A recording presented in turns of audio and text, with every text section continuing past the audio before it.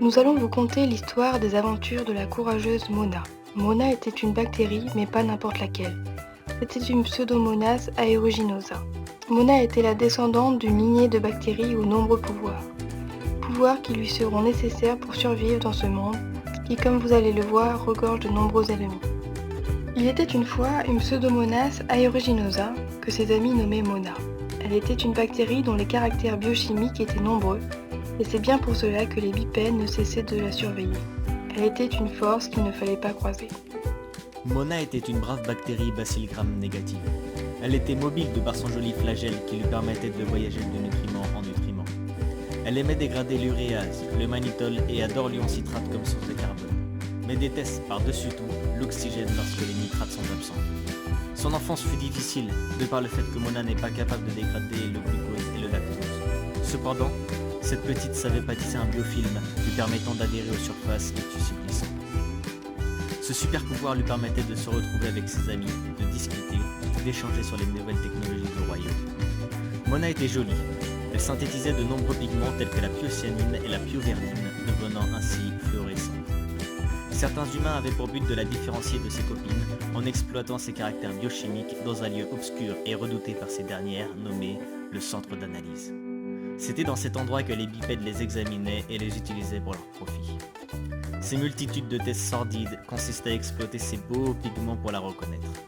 D'autres, tels que catalase, oxydase, uréase, mannitol et gélatinase, catégorisaient Mona positive. Le test ultime que Mona redoutait par-dessus tout se nomme Happy20N2. Très vite, elle n'avait plus de secret pour lui. Les bipèdes avaient par ailleurs remarqué que sa température optimale de croissance était de 42 degrés Celsius. Pour survivre dans ce sombre monde, Mona ne vivait que dans des endroits bien spécifiques, des endroits de rêve pour cette dernière. Mais dans le cas où son environnement change, Mona est une battante et elle sait comment s'adapter, car ses voyages et ses amis lui ont permis de faire de grandes découvertes. Découvertes plus enrichissantes les unes que les autres. Elle aimait vivre dans des milieux humides. Robinets, tuyauteries et sols humides étaient ses endroits préférés. Elle adorait passer un moment en laboratoire. On la traitait toujours comme une reine.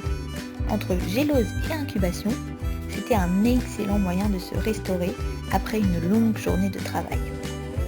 Elle aimait aussi beaucoup voyager. Et l'un de ses endroits favoris pour passer des vacances réussies, c'était un hôpital. L'accueil y était toujours très sympathique. Les fleurs à l'entrée de l'hôpital étaient toujours là pour lui proposer une expérience de vie et de développement. Avant, il y avait des fleurs partout dans les hôpitaux. Mais maintenant, c'est plus compliqué de se trouver un nid douillet. Dans beaucoup de services, les fleurs sont interdites. Et partout ailleurs, elles sont déconseillées. Mona a de plus en plus peur pour ses vacances. Peut-être, un jour, elle sera obligée de se trouver une nouvelle résidence estivale. Dans les hôpitaux, il y a aussi beaucoup de maisons bipèdes. Certaines ne sont pas très accueillantes.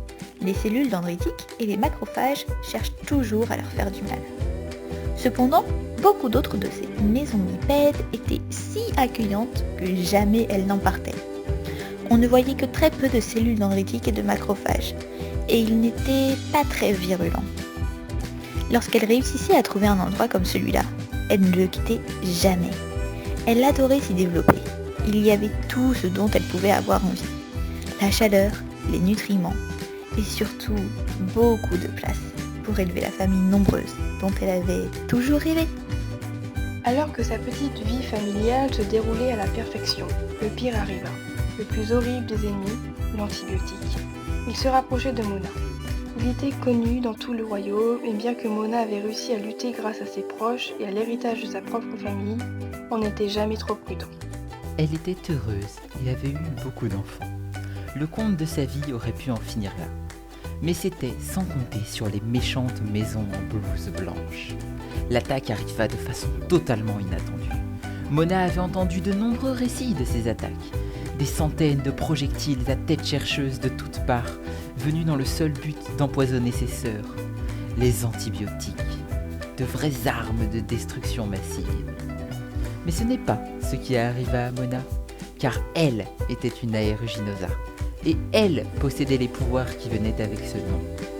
En effet, grâce à la mutation qui inactive le gène ORPD qu'elle avait hérité de ses aïeux et transmise à sa famille, elle n'avait plus de porine D2 à la surface de son corps. Grâce à ce pouvoir, les antibiotiques ne pouvaient pas facilement entrer dans son corps. Mais certaines de ces sournoises drogues parvenaient tout de même à franchir la barrière de défense. Cependant, grâce à sa surexpression de pompe d'efflux, sa famille pouvait rejeter les envahisseurs hors de leur corps. C'est bien pour cela que les maisons en blouse blanche la craignaient, car elle était parmi les 4 plus résistantes à leurs armes de génocide.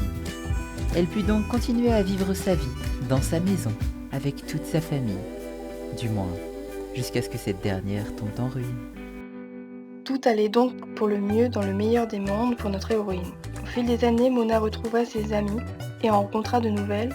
Toutes ces autres bactéries étaient riches en informations sur les dangers du monde et remplies d'expériences pour survivre.